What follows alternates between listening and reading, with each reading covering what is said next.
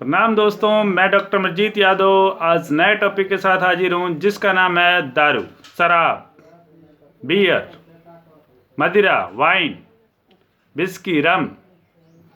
ये सब सुनने में थोड़ा अजीब है, लेकिन मैं आपको आयुर्वेद के अकॉर्डिंग इसके गुण, कर्म, दोष, डोज और बनाने के मेथड्स भी बताऊंगा।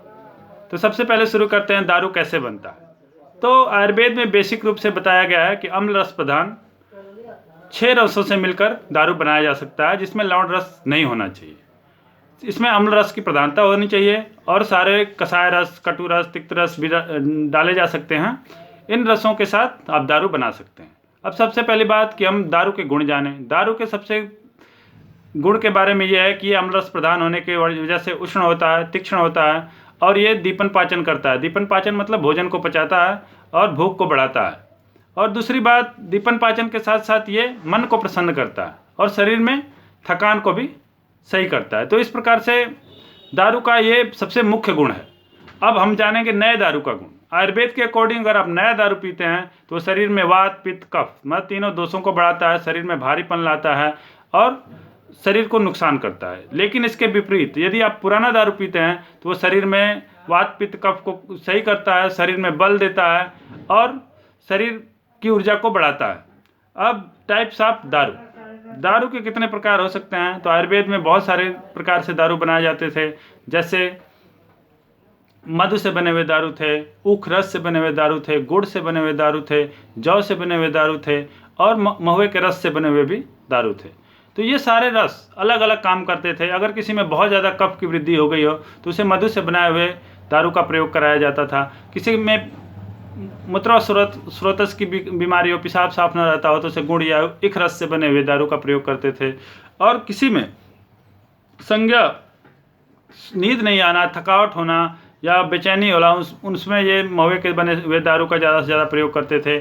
जौ के बने हुए दारू का गुण ये है कि ये मल को रोकता है, शरीर में भारीपन लाता है। ये जौ से बने हुए दारू के गुण थे। तो जिस टाइप का पेशेंट था, जिस टाइप के लोग थे, उस टाइप के दारू का आयुर्वेद में इस्तेमाल किया जाता था। अब हम जानेंगे दारू का डोज।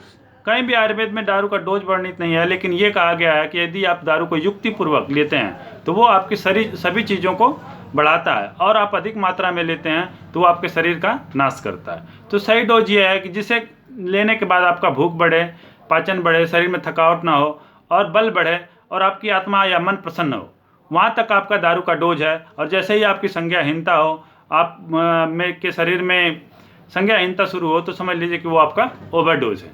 अब हम आपको दारू का डोज हो गया, दारू का प्रकार हो गए, इन सब चीज़ों के बाद हम ये जानें कि दारू किसके लिए फ़ायदेमंद नहीं है।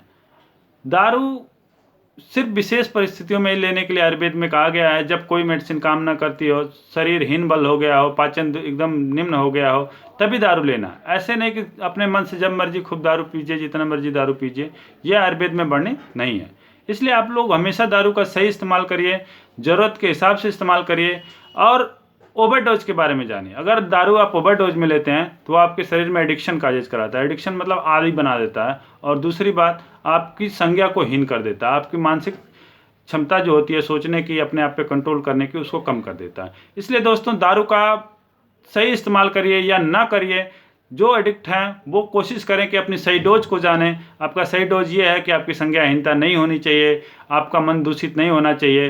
अगर आपका मन और संज्ञाहीनता दूषित नहीं होती है तो आप दारू का इस्तेमाल कर सकते हैं। थैंक यू दोस्तों, थैंक यू। और हाँ दोस्तों, मेरे चैनल को लाइक करिए, शेयर करिए एंड सब्सक्राइब करिए। Thank you.